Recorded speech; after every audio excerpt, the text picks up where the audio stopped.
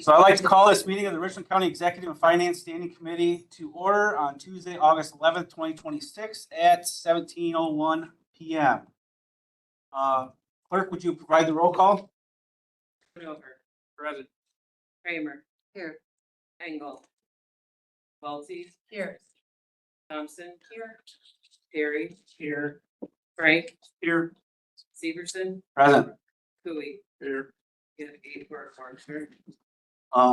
Note that Chairman Engel is not here. He's on vacation, so the Vice Chair, which is myself, is taking over, and I'm going to conduct this meeting tonight. So agenda item number 3 is verification of open meetings law compliance. It has been properly noticed. Wonderful. We have a 17-point agenda. Agenda item number 6 or 5 or 4 is to approve our agenda. Motion by Supervisor Welty, seconded by Supervisor Perry. Discussion on our agenda. Hearing none, all those in favor signify by saying aye. Opposed say nay. Motion carries. Agenda item number 5 is approval of minutes from our July 27th, 2026 meeting. Additions or corrections? Supervisor Welty. Vote under the comprehensive facility improvement plan. I listed as an aye and I was a nay. I voted no. Like that. The motion needs to be made to. Yes. Okay. So I'm going to take it that you're making the motion, Supervisor Welty, to have your name corrected in that comprehensive facilities to vote no, and seconded by Supervisor Schoonover. Any other additions or corrections to that motion? By voting no. That would be a separate motion unless. I can move to amend the motion. Okay. Does say. Does say. Oh, okay. I saw that. Any other additions or corrections to the motion I just previously read? Hearing none, I'm going to call for a vote. All those in favor signify by saying aye. Opposed say nay. Motion carries. I'm going to entertain a motion now for approval of our minutes from the July 27th, 2026 meeting as amended. Motion by Supervisor Kramer, seconded by Supervisor Schoonover. Any other additions or corrections, comments? Hearing none, all those in favor signify by saying aye. Opposed say nay. Motion carries. Next on our agenda is agenda item number 6 is public comment. We do have public comment forms. Individuals are allowed to speak for 3 minutes. I do have written forms here and they need to be germane to the topic of our agenda items. So first on the list right now would be Laura Huth from County Highway ZZ. 765 lines. Previously, they proposed to go over a business, and now they propose to go within 300 yards of our home. I live in the town of Dayton, and I'm speaking to oppose that line that Mid-Continent Grid Solutions is proposing to build through our county, farmlands, homes, and Richland region. There's absolutely no benefit from this line for this region. Here's just a brief list of the harm it brings. Property value decreases up to 40%. That alone shows how undesirable these lines are. Health. Low frequency magnetic fields from high voltage lines are classified as a possible human carcinogen, specifically childhood leukemia. As a parent of a 10-year-old, this is unacceptable. Much of the land around here is family owned and homes are long-term residences, which increases this risk. My son already wants to buy our house and land to raise a family on. We have to worry about not only our children, but the generations to come. There's things called nuisance shocks. These lines produce mild static charges on things like fences and large vehicles. I'm sure this applies to metal sheds, which are common here, and we have. They propose to put a line about 300 yards from my house, and it's even closer to our metal shed, which stores our tractors. We shouldn't have to worry about being shocked on our own property every day, just doing our own daily activities. There's noise pollution, loud crackling and buzzing noises, and disrupts sleep. Environmental wise, there's land and water table. We have well water. Massive tower foundations and trenching disturbs the local aquifers, groundwater wells, and watershed areas. There are a lot of caves in the area. And years ago, my father-in-law talked about a sinkhole actually in our front yard that they filled in with sand. The driftless region has a unique foundation. They're not prepared for. There's light pollution, which disturbs people and animals. The habitat, the wide right of ways that they tear down woods and farmlands, the high voltage towers increase risk of bird collisions and electrocutions, especially raptors, which includes the bald eagles. And those are strongly protected legally, and this will threaten them. As if the proposal to build these harmful eyesores is enough, they're planning to put them in green areas, which means that there's not currently lines there. It's illegal under Wisconsin law. Some of our farmland that they want to use is green. In addition, this company has shown little to no respect for our community. It's clear that our homes, land, and people are just a means to an end for them, which is probably a paycheck at our expense. Where other companies plan for 3 years, Mid-Continent Grid Solutions is pushing this through in 7 months. It feels like they're rushing to get it done because they know it shouldn't be done. Thank you. Thank you, Laura. Next on the public comment list is Carol Lemoyne, County Highway Double D, talking about agenda item number 9, the 765 transmission line. Okay. My name's Carol Lemoyne. I live on Double D. My husband's family and I have been on the farm for over 180 years close. That's 4 generations plus what's coming next. We're all in the valley. We're a low valley. With all the things that have come in the valley that have helped us to be able to get phones and stuff over the years has been good. But these towers were not set up to be done this way, what they're proposing. I disagree with everything regarding this new big tower. It's going to disrupt family life. It's going to destroy property. It's going to affect our water. It's going to affect our way of living. And we're in a driftless area. We don't have that much income coming into our county and stuff, except for tourism and things like that. And what they're proposing is taking away from families that have been here generation upon generation. We need to consider this, and the board needs to consider, if it was your property, how would you feel in relationship of you being in the same boat that we're in now? I ask that you turn around and reject this proposal for these towers. Thank you. Thank you, Carol. Next for public comment is Mr. Alan Lins from the town of Ithaca. My comments were already previously submitted, so they're well over 3 minutes. I'm going to shorten them considerably. My name's Alan Lind. I'm president of the Simons Recreation Complex Foundation. I'm here today to ask the Executive and Finance Committee and the Richland County Board of Supervisors to support replacing the HVAC system at Simons Recreation Complex. This is not a new request. This has been presented as a need since 2020.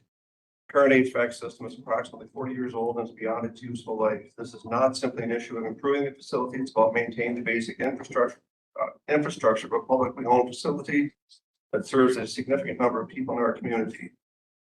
An independent community survey performed in 2026 by Innovative Public Associates had 553 county residents respond. 96% of Simons members stated that Simons was very important to the community. 77% of non-members said Simons was very important to the community. What other Richland County government entity can claim a 77% importance rating by people who did not use those services? IPA was an independent third-party consultant chosen and hired by the City of Richland Center. Simons had 74,746 visits from members and walk-in users from August 1st, 2025 through July 31st, 2026.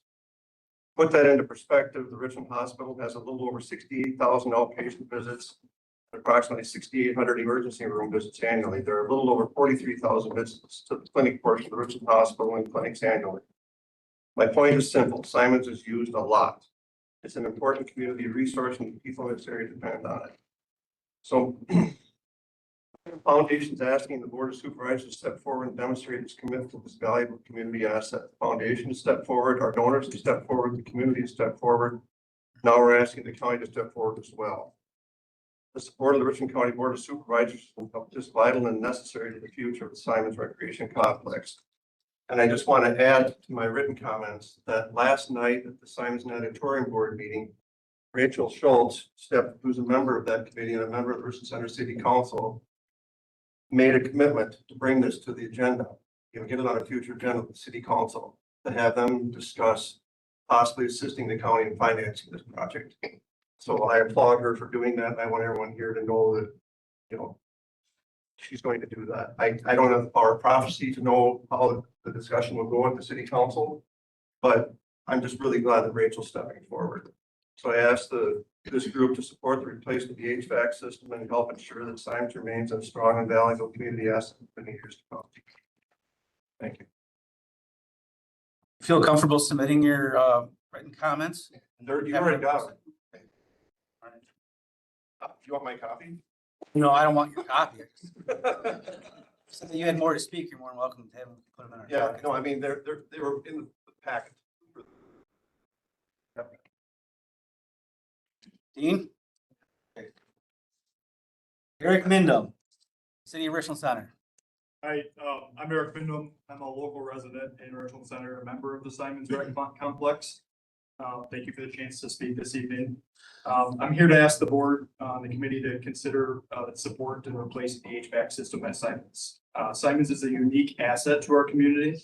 Being in a small community, there are times where our families and residents don't have the same access or resources available as those in larger communities. However, the Simons Rec Complex offers many opportunities to our local residents that are hard to find even in small communities. As a parent of several young children, I have watched my kids learn important life skills through the swimming lessons available through Simons. There's nowhere else in our community that offers these valuable skills to children and young adults, let alone during year-round evening hours. We have used the indoor pool to host and attend birthday parties, spend time as a family, and escape the cold on a Wisconsin winter day. An indoor pool is a valuable draw to young families who may consider planting roots in Richland County.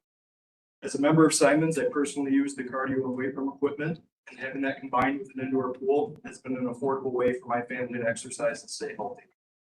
For the past 10 years, I've also coached the Richland Center Ithaca cross-country teams. We've used the Simons complex countless number of times to get either additional cardio or strength work in for our athletes, or to have our injured athletes rehab with a pool workout. Having the ability to use the pool is a unique gift to all of our local athletes. Hope the county and the community will support ongoing maintenance efforts to keep the Simons functioning, keep it safe and available to many individuals and families, both now as well as future generations. Thank you. Thank you, Derek. Next for public comment is Mr. John Clare, the City of Richland Center. About 10 years ago, I was appointed by the county board to be the at-large representative on the Simons Natatorium Board. I've served all that time, currently serve as the chair of the committee. And that problem with the HVAC has been there for all those years I've been on board. And the problem, of course, is that the humidity caused by the pool is leaking out and damaging the walls. It needs to be addressed ASAP. And so I'm here to ask that this body forward that to the full board. Claire, and final for the written comments, we do have Miss Sue Presser from Rockbridge Township. Yep, I'm over here. My name is Sue Presser and I live on Highway Double D. I wanted to voice my opposition to the 765 kilovolt power line. It's already been mentioned, the electromagnetic radiation, the noise pollution, the light pollution. Trees will have to be cut down that benefit us already and help us, to have better air quality. And knowing that our area does not need additional electricity because we've been using less and less electricity, we are being asked, if I understand correctly, we are going to be asked to pay for electricity to go through our property and destroy our qualities of life and end up on the East Coast. And that does not make any kind of sense to me. The karst soil in the driftless has been mentioned, that it's way different from other soils, and that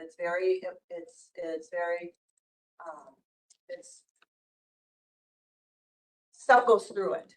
into the groundwater really easily, and drilling into that is just problem after problem. So I just feel very strongly that we have to, no matter what,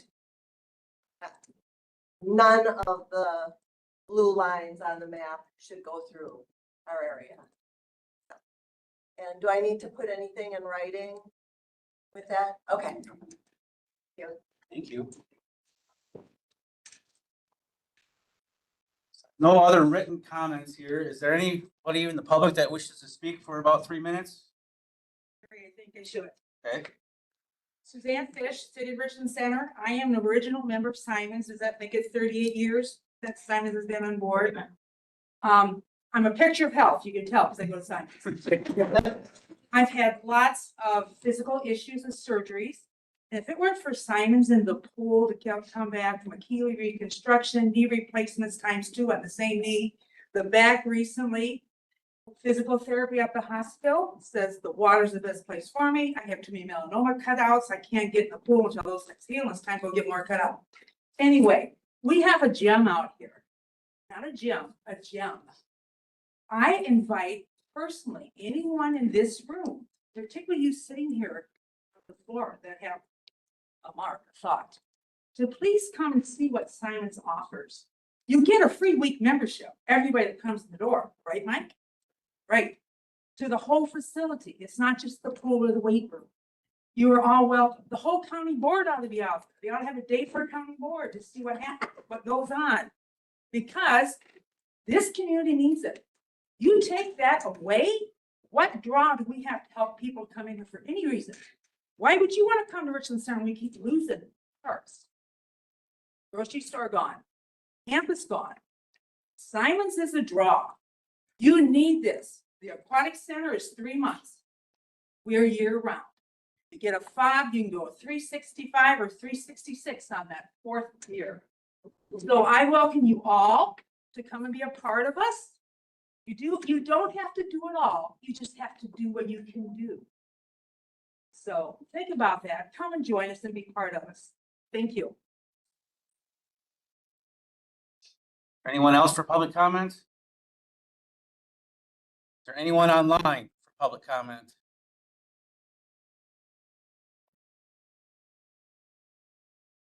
All right, close public comment, move on to agenda item number 7, which is discussion and possible action on comprehensive facility improvement plan.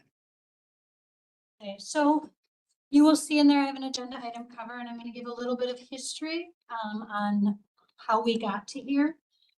Back in January, the Ad Hoc County Facilities Committee was created, and they met several times from January through April of 2026.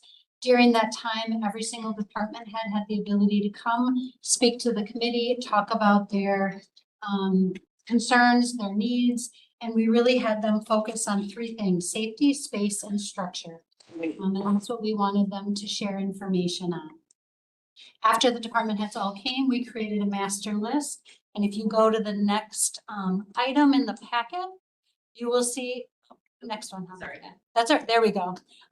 Here is the list of projects that we decided on, but also on that sheet of paper, on that document, also goes over other projects that were looked at, projects that were already going to be funded, projects to be completed outside of borrowing, and then discussion about the jail. So this proposal was first brought to this committee on June 22nd.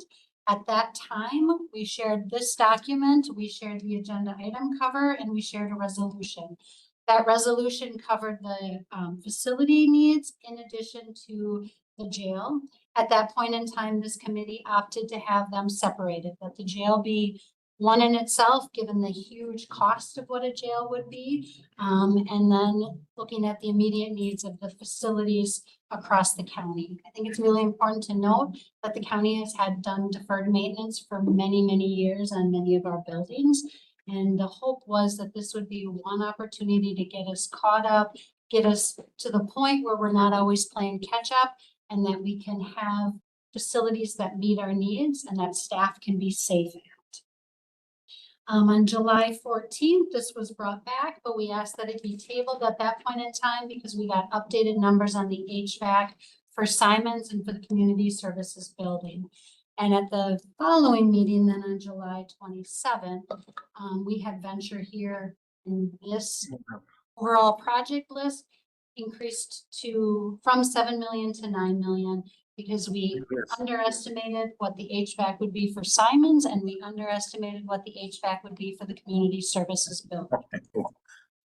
So now we're back here tonight, going back to the last meeting, that motion to approve the project list was denied for a couple of reasons. One, they had concerns about Simons, and number two, there were a couple of board members that were not present and they wanted them to be able to also have a say in all of this.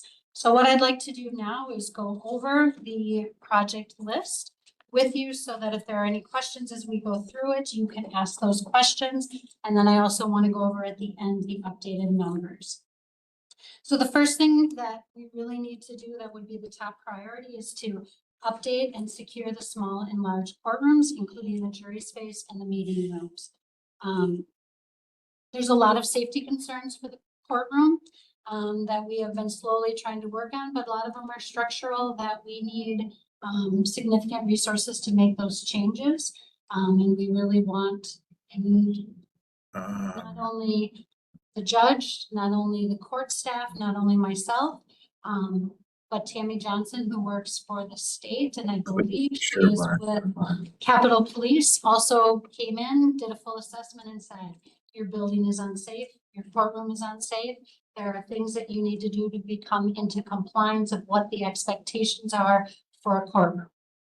Does that cover everything, Judge McDougall? Sounds good. Okay, so that is the first thing. The estimated cost from venture is about $1 million to get that done. Our next concern is the land conservation and zoning area. This safe space is unsafe. If you've ever been down there, they're down in the corner. If anything were to happen, they are cornered down there. They are really sitting ducks. There is one way that they have out outside of trying to climb up and sneak out a window. And that area is pretty old. It's the old basement area. We have moldy ceiling tiles. We have inefficient use of the space, and there's a lot of work that needs to be done down there for maximizing the space and for ensuring safety. That cost is about $50,000. The next thing we have is the Simons HVAC. This is something that we budgeted in our capital improvement planning for 2026. At that time, we budgeted $250,000 as we were going off of old quotes. Then as we started to work on our $2 million grant from the state, we got an updated quote, which was $475,000. So between the two, we do have currently on hand $725,000 to do the Simons upgrade. The $250,000 was an old quote that we had. It was a best guesstimate. When we went and got another quote for the $2 million grant, the $475,000 was a replacement of our existing system. As you heard in the public comment, the existing system doesn't control the humidity. And so that's where we had venture come out and they did a good, better, best. And the updated quote is $2 million. So we are short about 1.275 million for that project. The next two items on the list are generator replacements. The generator for this building is very close to failing. That has to be a priority for next year. And the generator in the community services building is not as bad as this one, but it is old and it is getting to the point where we need to get it replaced. I have to remember for the generator for the community services building, the heart of our IT department is over there. And if we don't have that backup generator, that impacts all of our systems. The next item on the list is a third floor remodel, which is like the clerk's office, the treasurer's register of deeds, and the administration office. That area, number one, we also are sitting ducks. If something happened, we don't have the ability to lock the doors, get ourselves to safety, and there's a lot of wasted space in that area. If you've been into some of these offices, we're kind of sitting, especially our office, we're sitting on top of each other. And if we could maximize the space in the lobby, reconfigure that area, I think that would be a much more efficient abilities to do our job and give people a little bit more privacy to get their work done. Next is the district attorney's office. They need more space. In addition, there are some electrical updates that that they need there. When DA Harper was here, she had shown pictures of an area in there where there's just a bunch of wires that all converge and come together. And really, to me, appears to be a bit of a fire hazard. The next item is the second floor upgrades. Now, I don't know exactly when, but a few years ago, they put on secure doors for all the offices down there, except for a couple of them. They put a window so that items can be passed through, that they can communicate with the staff. But that's also their front entry door. And that also doesn't provide them the ability to efficiently work with the customer, be on their computer. And so that is one of the upgrades that we are looking at making on that floor. Our next item is a fire suppression system at our highway shop. We have all of our vehicles in the building without a fire suppression system. If something happens, we could potentially lose our fleet of plow trucks. And that's where we're also looking at adding additional garage doors. Everything goes in one door. And so we're looking to add doors so that they can go out 2 different exits. The crane replacement needs to happen in the near future. That is something that gets reviewed, evaluated on a yearly basis. And at some point in time, they are going to tell us it does need to be replaced. The parking lot needs to be upgraded.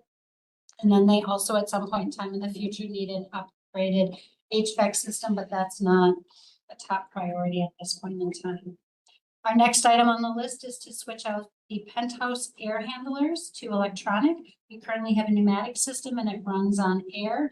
We are starting to find that the old parts are very hard to get. And at some point in time, we're fearful that we won't be able to replace the system or the parts of the system that are needed. Next on the list is the flat roof replacement at the courthouse that is above this area where my office is. There are 3 different sections that need to be updated. We do have a little bit of leaking on that in that area that Randy has been working on, but sooner rather than later, we should be replacing that. The water pumps above the courtroom attic, that's part of the heating system. There are 2 pumps there. They are old. They both need to be replaced, as does the oil unit heater outside of the lower Huber dorms. The water transfers through there and it is used to heat and cool the Huber dorm. So the total for all the projects is just under 9 million. Late last week, we learned that there will be about 700,000 in funds left over from our tower project. So we are really wrapping that up. We're getting down to the end of it. Leanna had a meeting with individuals with the arbitrage, and what they told us is before we can close that out, we need to be settling all of the funds that are there. With the money left over in the interest, it is about 700,000. So we can put that towards these projects. The other thing that Leanna asked that we build into here is the expected interest that we may earn through the borrowing of the money. And she's estimating around 800,000. So the new total for all of the projects is just under 7.5 million. Does anybody have any questions on the project list? Right, Frank? So reference to Simons, is that a shared project with the city? So the 2 million is 1 million? What's the agreements on that? Well, as of right now, the city has not committed to anything. I believe that Rachel is planning to take it to city council to see where they are at with that. Because we are, I don't know. That is the cost, but That would be the total cost. Cost. Right, so we have to see what the city's project is on that. And the other one is the unit heater outside the Huber dorm. Could that be jail assessment funds? Potentially. So that would save 6,000. That's not much, Yep. but I would recommend that we look at for jail assessment funds. Okay. You said the HVAC for highway is not a necessity either. Not at this point in time. I think that'll be one of the last projects that we would look to do. I mean, needs to be done, because we really looked at like what should be happening in the next 10 years when they came and brought that, but that can be a little bit more.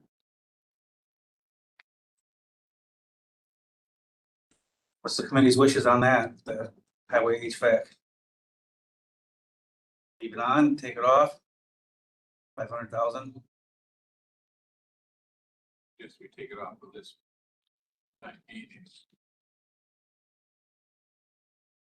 Consensus? Oh, the only thing I would say to that is you're looking at it more than a 2-year plan here, I would suggest. So we're borrowing in 2 sections of what, 3-point-some million. So I would leave it on there because that's your total, it's part of your total borrowing. But because you're not gonna get 800,000 in interest if you don't borrow the money that they say they're gonna borrow, right? It's true. You're gonna change, you take that 500 off, you're gonna take some of that 800 off too. And that's fine, but the numbers aren't gonna be the same as what you're looking at, right? Mr. Chair. So the plan is for a considerable period of time, and so in forecasting what the facility needs are over that period, that is where the HVAC for the shop would come in. I would suggest we put it, because it is part of the analysis that was done, and the plan take over 8 years.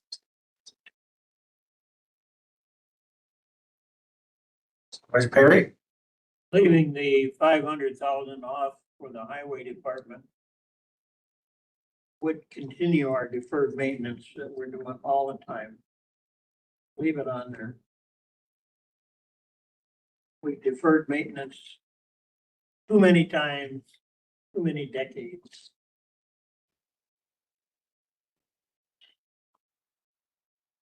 Any other additions or corrections? Is it something that we want to see moved on now to the county board for full approval? Carol Wirtz would have to be involved, wouldn't she? Yes. Supervisor Wiltie? So what it, I have a like clarification about what is being moved to the county board. Is it this list of projects? Or are we taking at the same time? Is it just the list? It's just the list and authorizes me to continue to work on the bonding. So when it goes to bonding, that all has to come back to the committee and be voted on to bond for that time. Does that make sense? That's because there's further clarification that I would want at the bonding decision, but I understand what this is a list of the facility needs. Supervisor Perry? You have a motion? Made the motion. Make a motion for approval. Yep. Send this on. Are we leaving out the coil heater though for jail assessment? All right, another thing that we're leaving out or no? As is. I would recommend that we see what the city's portion of the Simons project is. I don't think that we have the ability to cover that 100%. I mean, I know that the numbers are there, but we also have our, at end of year, are we going to be doing the capital project for squad cars and things like that? Is that a separate? That's separate and we've already gotten that approved. Right. The plan was already approved and that is something we'll be bonding. for. Right, so we're doing that bonding. Now we're doing another 2 $4 million bondings. We have the EMS project coming up. That's going to be coming on. There's a lot of tax stuff coming on that we're throwing out all of a sudden. And so I'd be very cautious about, though I appreciate everything with Simons, I don't think we should be covering 100% of that bill. I think the responsibility would be 50%. As our agreement is, we'll have to see what that sorts out. The city has reneged on that agreement and we're beating our head against the wall if we don't do this. We're beating our head against the wall to the taxpayers if we do. Well, So I know that, but Chair, no other way. Good. I too have concerns about the funding on an ongoing basis in support of Simons. Simons is a wonderful luxury that we have in our community. There's a lot of use there. But I don't see the county being able to support that on our own without having partnerships. And if what we're at, that's why I asked for clarification about what we're approving. Are we approving the list or are we approving that in a put a bonding for this entire list? I understand this is the list of what we need. I see that as a different decision than supporting bonding the whole cost of the HVAC assignments. Miranda, do you mind pulling up the resolution so that we can look over what the resolution is? So what the resolution has is now therefore be resolved by the Richland County Board of Supervisors that the comprehensive facility improvement plan be approved. And that now therefore be resolved by the Richland County Board of Supervisors that remodeling of the facilities will begin in 2027 and continue over a period of 6 years. So that doesn't commit to the bonding. That is at a different meeting, a different process that Carol will walk us through. We do have a timeline that starts in September and takes us through the end of October for that process. But for now, what this does is this says these items that are listed are the items that the county is committed, the county board is committed to starting the work on in January of 2027.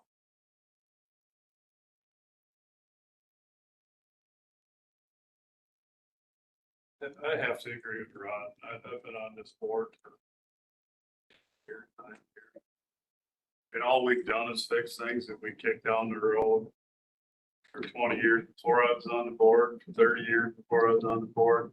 We sat in 10 meetings to go through or whatever it was to say what we needed. That resolution right there says we're gonna be under $8 million. We're under 8. I think we committed to that, and I think we should stick to that and go forward. I understand the tax thing. There's nobody that complains more about us raising taxes every meeting we have. But this is all stuff that if we're gonna continue to operate the county, I don't know how we don't do it.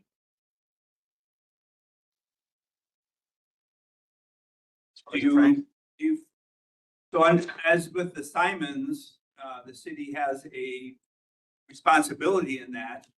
I would like to see that. I mean, I have no trouble doing that, but I think we should have that sign, that share from the city committed to before we jump into that, before we commit to that. I'm not sure what the amendment would be to that. Bring it to the floor. We have a motion. I guess my amendment would be, I don't want to commit to the Simons HVAC until we see what the city's going to do. Why should we be picking up the entire tab for this? So Mr. Perry made a motion to approve this list to move on. We needed a second, and we'll let that get out of hand. So seconded by Supervisor Cooey. Sorry. All right. So we has had some discussion beforehand, and then you're willing to amend the current motion now. The current motion for Mr. Perry is to bring this forward, this resolution forward that you currently is up there to county board for approval. To go to bond. Ask to go to bond. That's the motion to take to county board. That's my understanding, correct? And I guess it's not to officially bond the money, it's just request permission.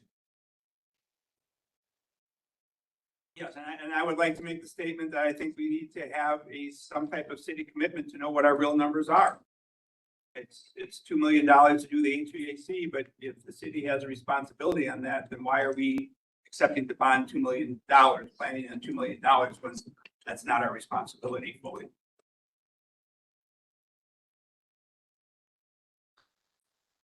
That would fix that.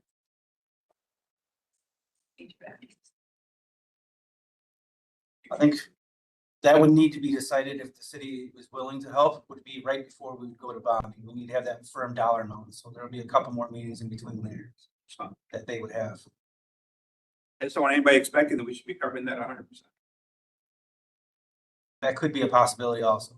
It could be, but I think we need to make it clear that that is not 100% our responsibility. And we need to have that information to know before we make budget decisions. It's not a $50 budget decision. It's $1 million budget decision at 50%. That's a big deal. More questions? All right, call for a vote. All those in favor of this resolution going to county board signify by saying aye. Aye. Point of clarification, don't we have to vote on the amendment before we vote? Did you make an amendment? I did, and then was second. Sorry. So, your amendment was to pause on the HVAC system for Simons until we find out further. about what the city of Richland Center is going to contribute? Yes, so we can make a decision. Better it is. Does everybody understand that amendment? All right, let's vote on this amendment now. So all those in favor of the amended motion signify by saying aye. Aye. Opposed, say nay. No, Do you believe that the amendment did pass with 2 no votes? Mr. Chair, I voted nay. I think Mr. Cooley and Mr. Frank did. Perry.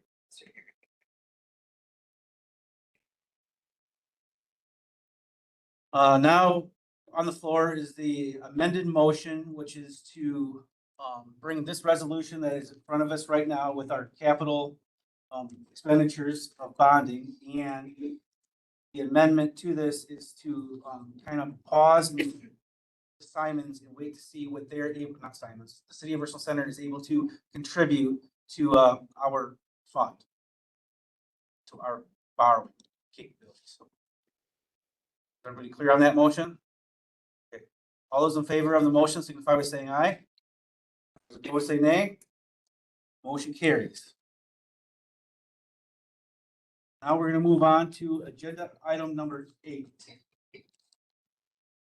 And I don't see Karen here, but she did leave a report. It was in our packet. I'm online. Okay, go ahead, Ms. Knock. Just if anybody has any questions about the quarterly numbers, I can answer them.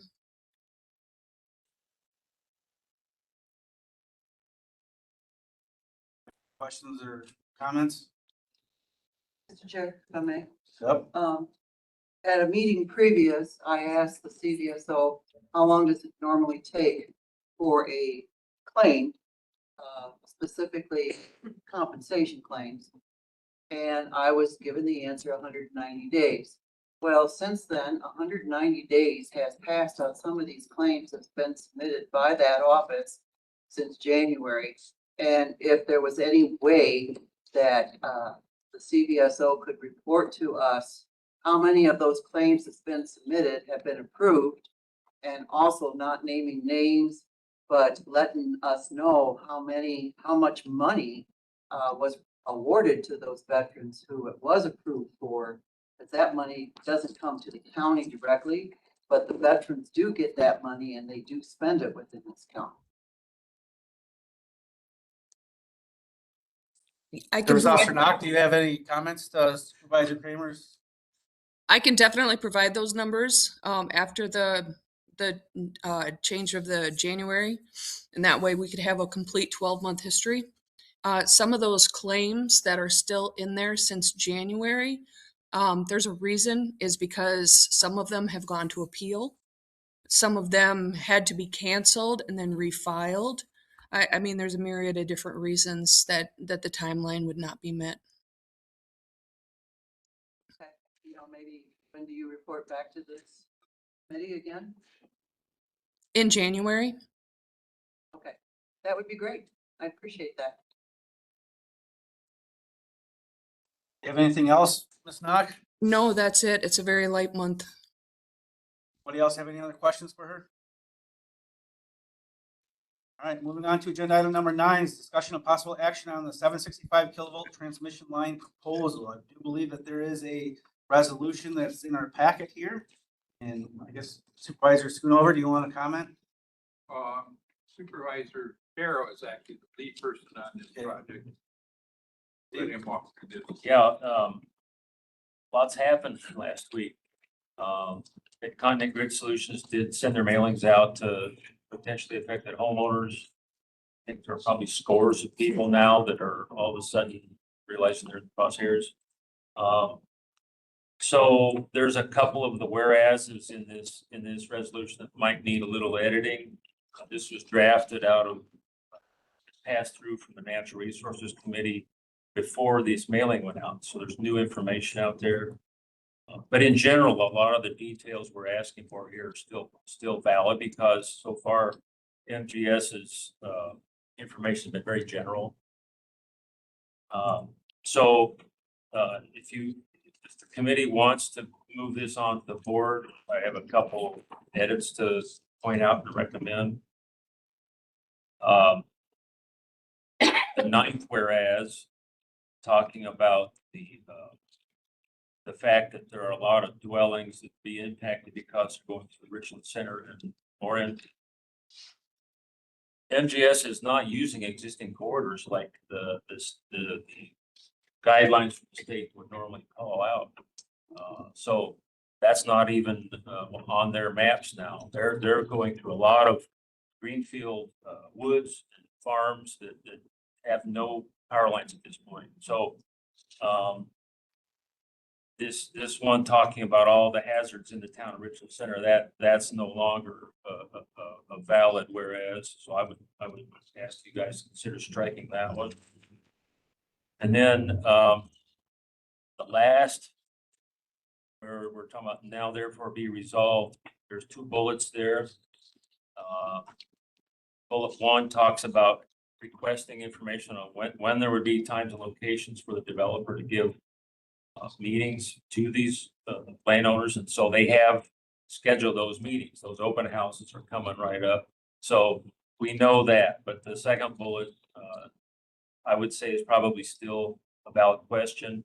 And then of course, all these details that we've asked for, they've not given those out yet. So with those little edits, I would say this thing is still useful and puts the ball back in MGS's court to try to do better at giving us information. Questions? You wanna make a motion on the floor? I suppose, yeah. Start here. I'll make a motion. Got a motion by Supervisor Kramer to forward this resolution on to County Board for approval with striking the 9th whereas, striking now therefore be resolved the number 1, making number 2 the new number 1. Is that the only corrections? Yep. Okay. Seconded by Supervisor Welty. Now we're up for discussion. Madam Chair, the question I have, after we approve this at county board level, then we could come back and maybe make a resolution that, my personal opinion, don't want this at all in the town, to refuse everything. Do we gotta give these guys a chance first, or is that just wasting time? Supervisor Carroll? Try to stick to that. Yes.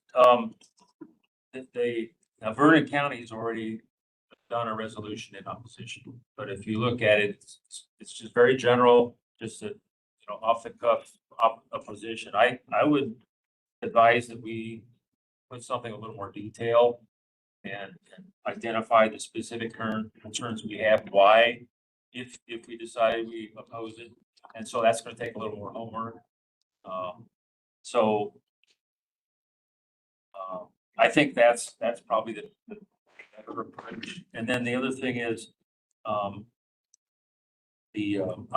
been talking with Vernon County Board Supervisor, trying to arrange a brief discussion between our Corp Council and Vernon's.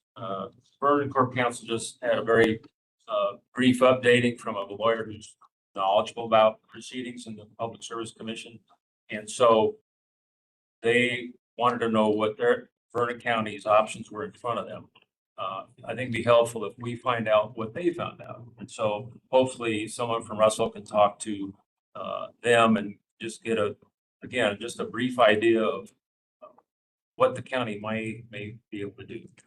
We reached out to them. I think you had your voicemail today, so we reached out to them. So we'll let Jill know when we hear back from Vernon. Supervisor Welty? Two things. While the one whereas statement that lists some of the townships as being struck from this solution, I think it's worth note that that's an incomplete list of the townships that are impacted. I also want to make sure that that is comprehensive going forward if we were to ever have a resolution that would have the townships, because it's not mentioned there. I think it's also a slap from these developers that they're holding the only meeting in the Richland Center on a Monday between 10 a.m. and 1 p.m. That's not a reasonable time period to have meetings. They're also not taking questions or or doing a presentation. They'll just have display set up. I don't think that that's a reasonable public meeting either to have a project of this magnitude. So while we need more information, I think simultaneously we should be drafting the opposition resolution and that we should wait. Should wait on, We should not wait. oh, not wait, okay. Vice Cooley? So this is to get to Pulaski and Kurtz, right? Is this what we're trying to do here to get this to the state? No, this is a resolution to Mid-Continent Grid Solutions, the company that's actually building. Yeah, but I mean, we need support from, Well, typically, we would then copy our representatives. yeah, I see they're copied on the resolution. But by approving this, we're just saying to them that we don't want anything. Right? You're saying we're not happy. Yeah, we're not. You want more happy. information? We're not gonna do it, but whatever, right? So I say we strike this and get this going and get the other. No sense wasting time. I do agree with those maps that you pointed out. When I've been on Mid-Continent Grid Solutions website, looked at Richland County's maps, and you start scrolling in on that, they do have existing transmission lines where it's outlined in black, but it just looks like those blue lines are just like somebody took the map from out and just started clicking one point to another point to another point. And I think that's what they've done. So hopefully that's not their routes that they're thinking of, but, and then there's a routes that come in that branches off, and there's another route that branches off of the one heading towards Ithaca. Like, is there gonna be two 765 lines going through, or is it just the one? They're trying to show that what their likely routes are. They've not pinned down a specific route yet, but those are the likely routes.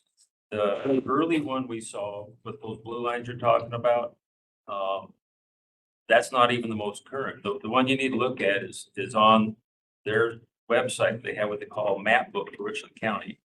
And you go to there and it's very detailed. You can tell which parcels and exactly which roads with. Yeah, that's the one I was on looking at. Well. It doesn't look like there's those are an all existing transmission line. Very little existing transmission. In addition to the request, I'd like for us to ask what is their preferred route, because I'm of the opinion that they'll construct one line, not multiple lines across the state, and that those are possible siting locations. And so we should be asking, I would like for us to ask for their preferred route. What is their number one choice? How do they rate these? And so that we have an indication of where they might go. Now, they might not provide that information, but they've provided very little information thus far. Committee can add that if you want. I would like to also add in here that if this does go through, the people's houses that it goes through and things like that, are they gonna be compensated? I would defer to Shirley. What's that? I said I would defer to Shirley on that one, because I don't know the process, but she's got some background.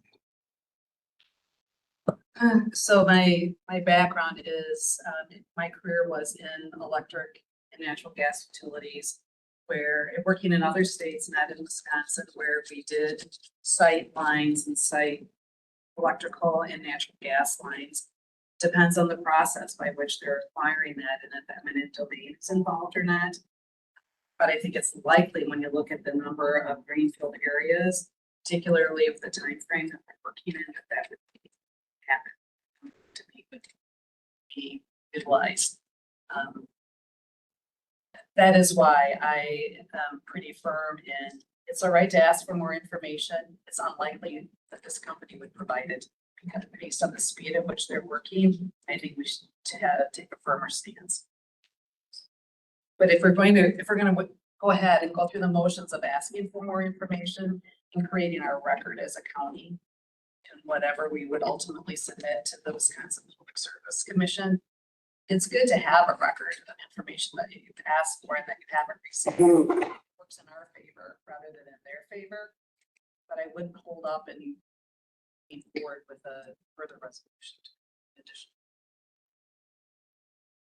So do we need to make another amendment to this? I'll move that we amend to ask for the preferred route and to ask for compensation landowners. Whereas would that fit in at? I'll put the second. Need a second, I'll put the second. Yep. Got a motion and a second. I don't know where we're gonna put that. There's four of there being resolved. Yeah.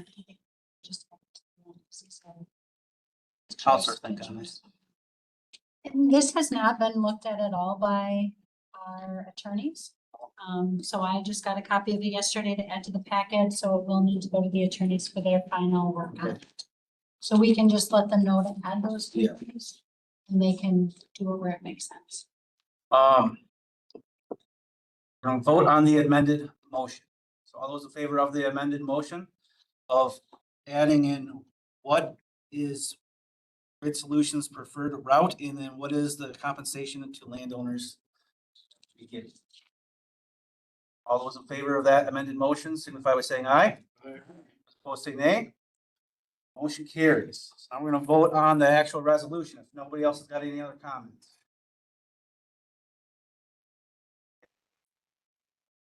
Any comments from the public? State law. Yep. That's supposed to follow the corridors that's already there. Last day and prove that it's better to go where they're going. So I say we stay with the law. I have If it's gonna be. sorry, I thought you were gonna say, you finished? My comment is that, you were talking about compensation to landowners, you're talking about people whose land this directly goes through, but, all of us that are in the area are going to be losing something if this goes through, not just the people directly in the crosshairs. We're all kind of in the crosshairs. So. Yes. Sir, standing poles that were just off from Wedgewood Drive. I own a home on Wedgewood Drive. I'm hearing that two people are not going to see the letter up. I am concerned about that. It's a small area, Wedgewood Drive, and that's space for in the Ramona Inn, that's where the poles go. Right there.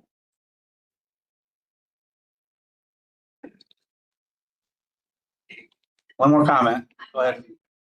How do we know how many letters were sent out? Because we were getting a letter 6 weeks ago that we were gonna be affected.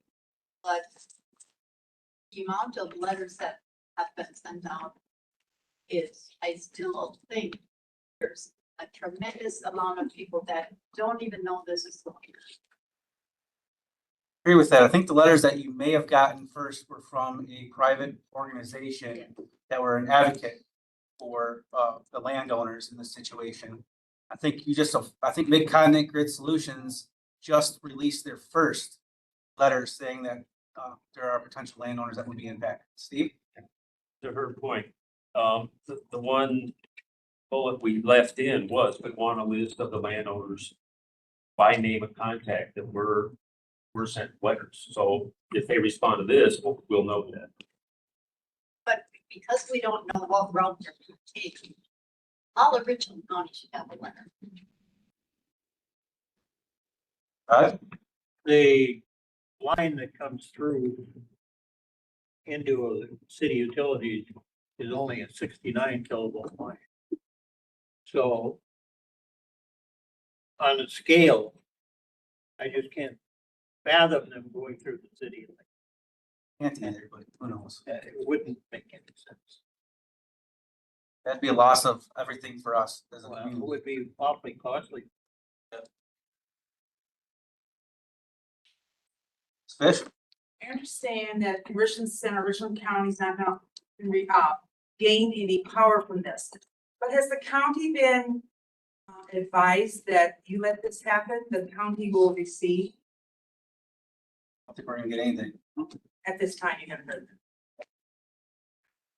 And one other comment, it seems like they're trying to get us up in arms against each other by having different routes, like we're hoping they take a route that doesn't go through our property, you know, and we'll be happy if it doesn't, but I mean, we really have to stand together and it's like one for all and all for one, so we can keep our calm and keep our solidarity in the community. Does anybody know what date these letters were sent out to the landowners? I got ours last Friday That's Friday. from MSG. Yes, From what company? it's this Mid-Continent Solutions, but I could. That's what it's called, MSG. Their mailing Yes. address, they have an office in Madison now, but it's Mid-Continent Grid Solutions. Wasn't fair. All right, we're gonna call for a vote then. All those in favor of this of the amended resolution signify by saying aye. Opposed, say nay. Motion carries. Moving on to agenda item number 11 is discussion, actually, no, we're on agenda item number 10, discussion and possible action on 2027 preliminary county budget.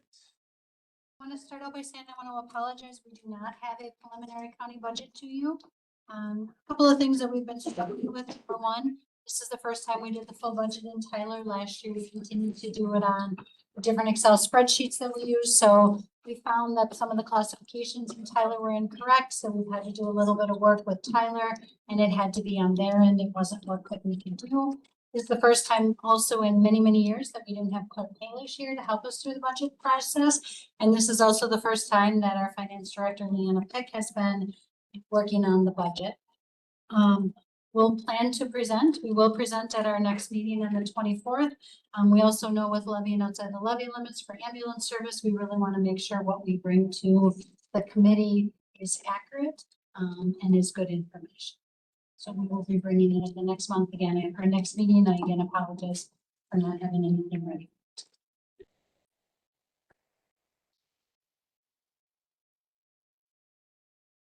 Comments, questions, concerns?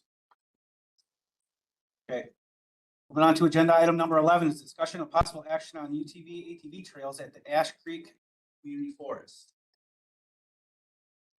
This was something that Larry and Marty Richards were working on. But can I? Kathy, yeah, I didn't see it. That's okay. We have some concerns and things that you need to think about before developing. There's currently two types of trails out there. There's the hiking, biking trails, and there's a horse hiking and biking trails out there. We don't know. So the next question, who decides which trails can be used for UTV, ATVs, and will there have to be trail improvements? I would say you probably want to use the strictly biking and hiking. You'd want to look at the horse trails. Are they going to be able to handle motorized vehicles going up and down them all the time? Or there be new trails need to be developed? The next question is, who's going to pay for all that? Where's that money going to be coming from? It's not that I don't think we need recreation. It's just like, it's a lot of, it could end up costing the county a lot of money. Who will be doing the maintenance and the repairs? Because ATVs, UTVs will, damage any of the trails. It's hills. It's not flat, it's hills. And then where will the money come from for repairs? Who's going to be the one monitoring if issues crop up out there? Is it going to be the sheriff's department? How are they going to get out there on some of those trails? I mean, we talked about it before, he's going to need a UTV, or his department will need one just to go out and monitor the trails. And how are we going to pay for all this stuff? The maintenance and stuff, are we going to issue permits? Is that going to cover the cost of us doing it? So I want that I think there's going to be a lot of dollars. I don't think we're going to gain enough dollars in tourism to take, and how we get that money to do the work on the trails. Right now, we're not spending a lot of money. We're not spending any really money on fixing up the trails with horses, bikes, and hikers. So it's pretty low cost. So that's something to think about before you decide to go ahead and do that. It's just the cost. Any questions for me? I don't see anything in our packet here to go any further. I just think that there needs to be a public forum discussion, and we need to find out what the community thinks on such a small area for a UTV park. So I just throw my 2 cents in the chart. I think it's something we need to look into. Anytime we can draw tourists to our community, we need to do that. Because they're gonna be up here. But on the flip side, I have a UTV. I have a 12-foot trailer, pickup trucks. And you look at that parking lot. My rig itself is gonna take up a 10-foot by 30-foot area for one UTV. I'll carry with you, got probably a longer snowmobile trailer. It is not gonna take very many vehicles out there, and it's gonna be crowded, if not too crowded. I got an 18-foot. Yeah. That's something we need to look at. Steve? The other piece of this is the forest is a little overdue for having an updated forest management plan. Probably makes sense to get that in there first.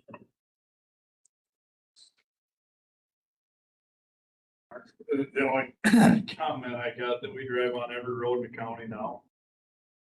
I don't really know that we need to go traipsing through the woods too. But everybody has their own opinion. I mean, if ideally, I guess if I wanted to ride a 4-wheeler somewhere, I'd want to do it with Sam down Golden. See if we can get to DNR to let us do that. Cause that's what I did when I was a kid, but I don't know that that was legal then. That's your limitations. What's that clause where it's got so many years to go by, you got to touch that. That's who I was. Bob helped me out. All right, we're gonna move on from agenda item number 11, go on to 12. Discussion of possible action on the creation of a jail ad hoc committee. So this is something that was proposed a meeting. So instead of immediately committing the county to submitting or to spending over $40 million, that we look into creating a jail ad hoc committee so that we can look at alternatives to creating a new jail. Is that our only option? Do we need a new jail? And so I got together with Supervisor Prin and with the sheriff and with Lieutenant Ruppnow to put together a proposed jail ad hoc committee PowerPoint. So if you want to go on to the PowerPoint, Miranda. This was sent to us from Public Works.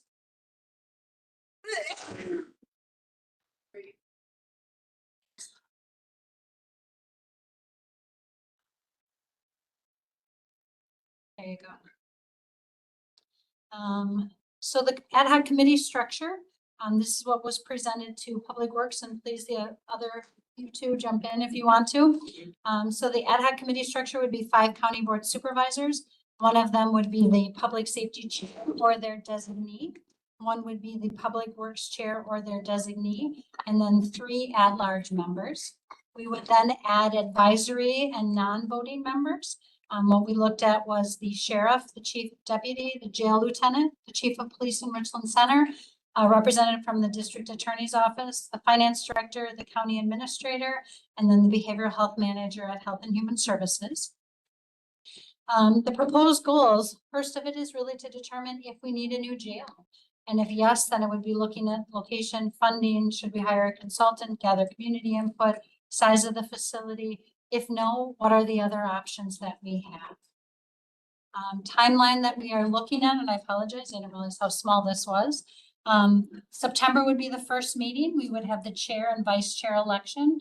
We would set the committee goals, and we would set a timeline for reporting back to the full county board and to the Public Safety and Judiciary Standing Committee. In October, we would have a presentation by, we have in there Nathan White, the jail inspector, but he has since taken a different job. So one recommendation from Public Safety and the Judiciary Standing Committee is that that be replaced by the jail inspector. They can present the most recent jail report. review DOC 350, and then gather information on what is it that we need to be in compliance. The November meeting would be to discuss the option to close the jail and transport to other counties, and then also to review and brainstorm other options that may be out there. And then in December, make a recommendation to the full county board on the next steps for the jail. One thing we have in there is is there any other information that you would need the committee to gather so that you would be able to make an informed decision? And so that's something we would be asking of you before we put this onto the next level. And then the last thing is the recommendations from Public Safety and Judiciary Committee to add a non-voting community representative to make sure that jail tours are provided, to have our venture architects attend meetings upon request, and to remove Nathan White's name and replace it with just jail inspector. And then there is a resolution also in the packet that outlines that. I believe that the resolution does not add the additional information from public safety and judiciary. So if that is approved, we will have to add that or add any other information that you may want added to this. Supervisor Frank, do you have any? No, so we did bring it up at Public Safety Judiciary. We think we had a really good discussion, came up with a few recommendations. I think the biggest point of the ad hoc committee is there to determine what the options are, not a yes, not a no, but what the options are. And that's the goal purpose of the committee. I think it's the fairest way to put it. So I would encourage moving this forward so we can start gathering the data that the county board is looking for. Is Chief Deputy Wallace online at all? I see his name is on the sponsor being presented by, but.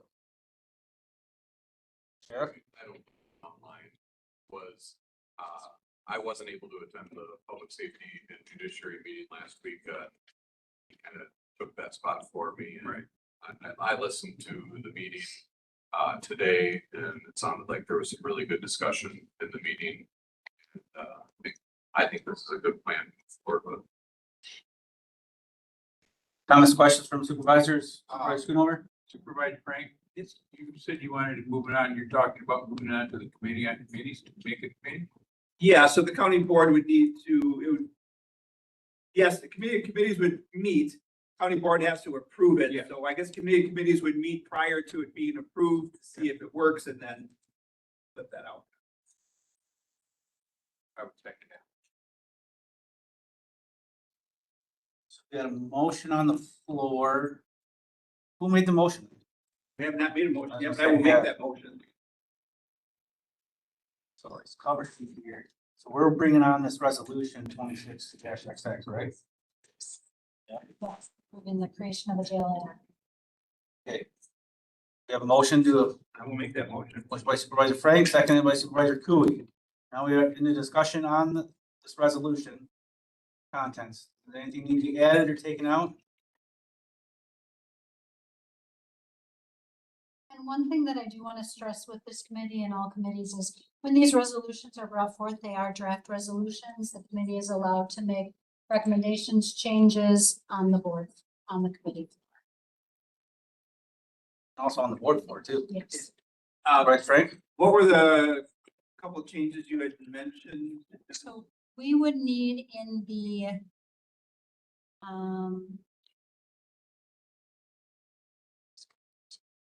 so on the third from the bottom, whereas the committee would also have advisory members consisting of, we would need to add a community member. Correct. I would make that amendment that we add community member to is that the final whereas? 4. Second to the last whereas, we would add at large community member. Fourth.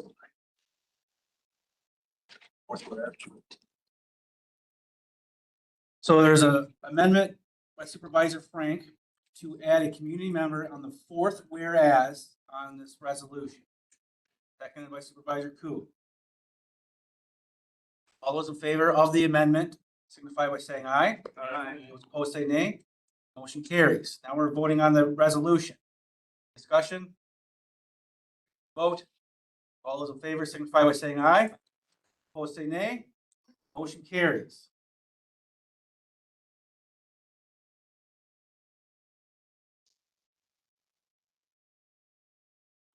Agenda item number 13 is discussion and possible action, private pay rate increases for a skilled nursing facility and a community-based residential facility. John is coming here for our annual, every January we raise the rates. Last year and previous years, we have raised them by $10 per day on the staff, which averages out to about 2.9% increase for the CVRF, we increased it by about 3% per month for each level that they're at. So we have basic, enhanced, advanced. So what private pay doesn't include, which they get both separately for, is they are O2. So if they need O2, they pay for it, rentals, ton of products, co-pays, medical supplies, all that's not included, so they pay that on top of it. So we're just requesting that it gets an increase because cost of food, cost of medical supplies, cost of everything does do an increase every year as well. It keeps up throughout the year. So we just like to continue on with the small bump that we do each year. Questions, comments? Yeah, we do. Need a motion. Motion by Supervisor Frank, seconded by Supervisor Cooley. Discussion? Healthy? So this was discussed at the community health services discussion, and while I'm not opposed to seeing our rates, I am concerned about the data points of justification that was presented at the Health and Human Services meeting, which was $10 is what we did last year, and called around and checked with everyone else to see what they're doing. So I did the math and figured out what the percentage increases are as it compares to consumer price index.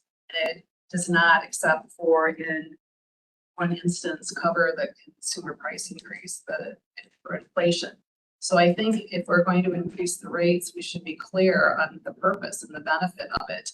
The occupancy rate of skilled nursing is down at Pine Valley. Last year was the first year that we broke even at Pine Valley in quite some time. But the occupancy rate being down, I'm concerned about whether or not, what impact this will have overall. So I'm not opposed to increasing rates, but I think we should be clear and deliberate in why we're doing it and what the benefit and the outcome will be. And I haven't heard that yet. So you're saying that these current rates right now may be a little bit higher than? So the current rate, so some of them, by increasing by $10, some of it is 2.8%, 6%. In the instance where it's increasing from 190 to 200, that's actually 5.26%. In the rates on the community-based residential, those are 2.3%, but CPI is 3.5%. So I'm concerned about what it is we're trying to accomplish with the $10 rate increase. It won't keep up with inflation. So what benefits are we having? I'd like for us to be intentional in our rationale for why we're increasing rates, what the outcomes. I'm not opposed to changing rates. I'm opposed to not having a definitive benefit of what we're trying to accomplish. Well, what was the discussion during that committee meeting? It was a $10 increase based on that, so we've done last year, and also a call around to other locations. There was also concern about the overall impact it could have on people who are paying these rates. That's also a concern. But if we're increasing the rates, why are we doing that? What are we trying to accomplish? I didn't hear that in any meeting, and I didn't hear it today. Sandy and Rob, or Rob. We discussed that if percentage rates that you may have a decrease in the population stays out there, and then that would hurt too. As far as the $10 rate, yes, it was called around. Schmidt Woodland Hills, it's $10 across the board. I don't know about Harvest Guest Home, but our house as well. And to me, it's okay, you're going to increase the rates. And it was just said, you've got, increase in your medications. You got an increase, and with the nurses stepping, got an increase in the overall just electricity and having someone clean up like the janitorial.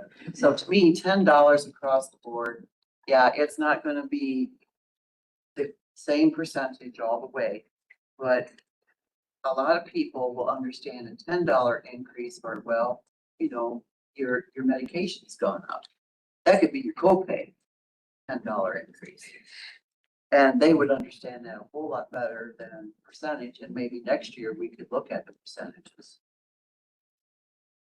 I will say this, a lot of families, when they are deciding on where they're going, they are calling around. So if we get too far beyond and say, let's do a 5% increase all the way across the board, at that point, we no longer are competitive and we start losing our residents. If we increase it too much for the residents that are currently there, we end up transitioning to Medicaid a lot more quicker, which means our income at that point now drops because Medicaid pays for a very small portion of what our private rates are, versus Medicaid, our Medicare rates, things like that.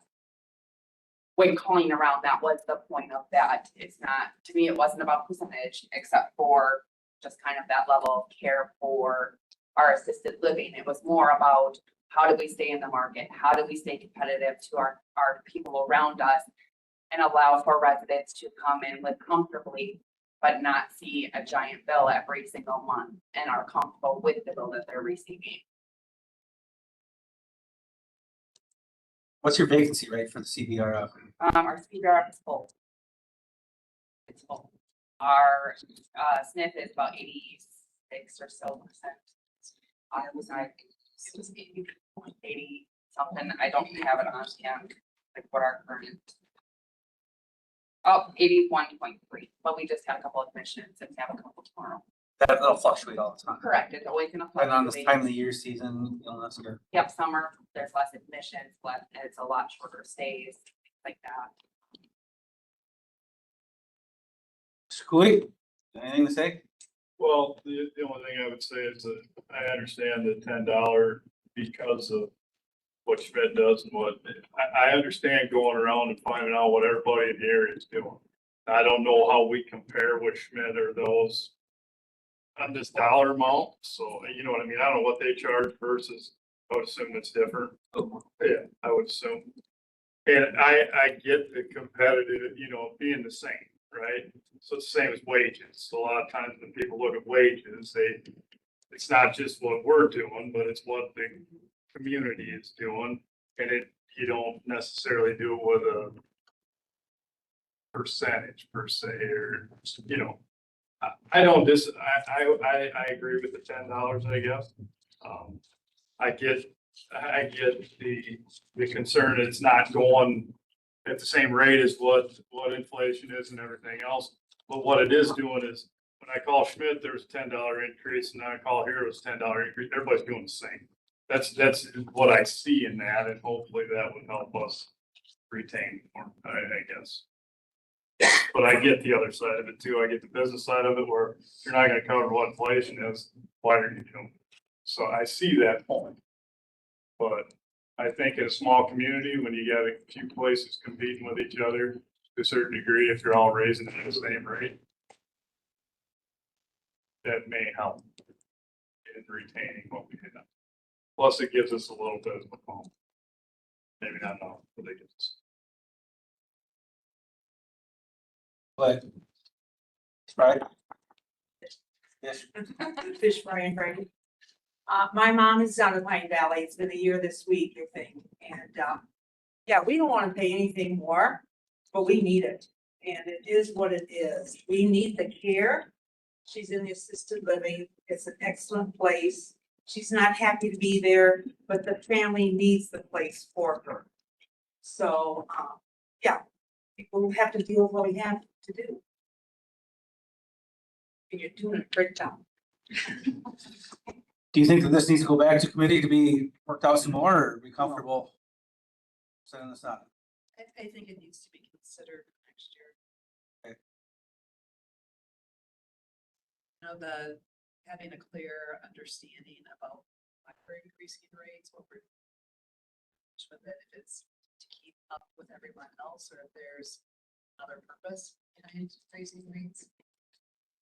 Some clear reasons why we're making this needed in the future. What's the Stay on that for next year. Yeah, I suggested next year. All right, just making sure. All right, I'm gonna call for a vote, I guess. Any other discussions, Tiffany? You got anything to say or no? Okay, all those in favor of this resolution of increasing, our price? Yeah, our rates for, our skilled nursing facility and our community-based residential facility, so known as Pine Valley, signify by saying aye. Aye. Aye, those opposed say nay. Motion does carry.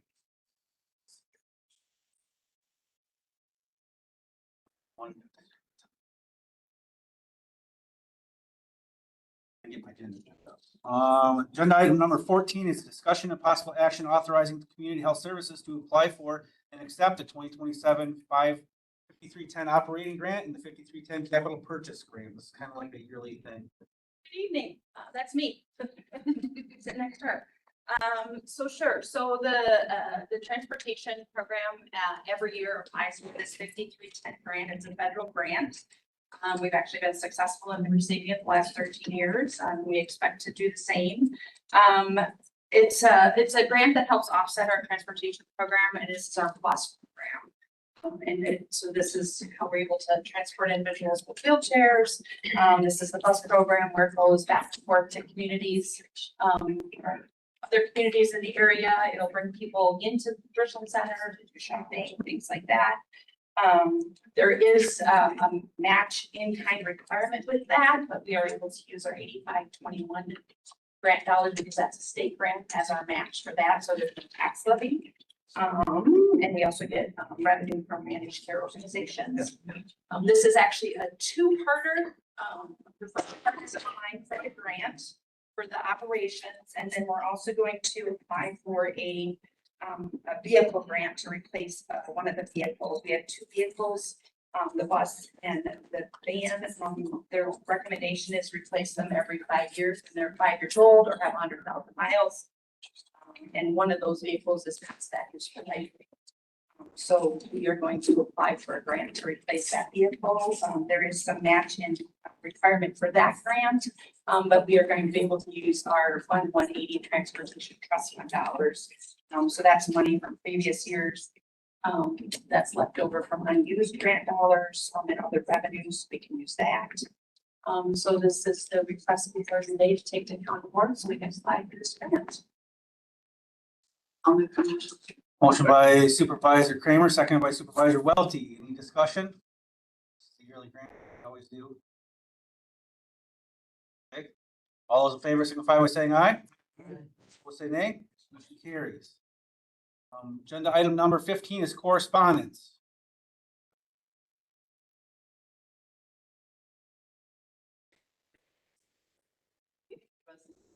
In your packet. So one, our village is around.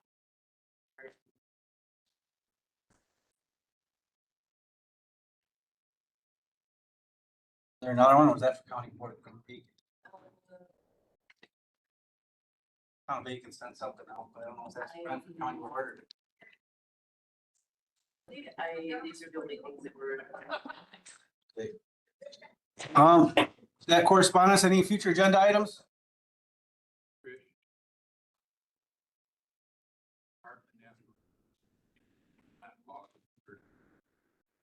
Because of the Labor Day on the first. Put that on our website. I would suggest that so that we continue to have an agenda item 765. I don't think they can send out something on that line. Opposition, it's like 7 this morning. Oh, I didn't. And they want us to go to referendum. Yep. All right, anything else on the future agenda items? Agenda item number 17 is adjournment. Motion by Supervisor Welty, seconded by Supervisor Thompson. All those in favor signify by saying aye. Opposed, say nay. Motion carries.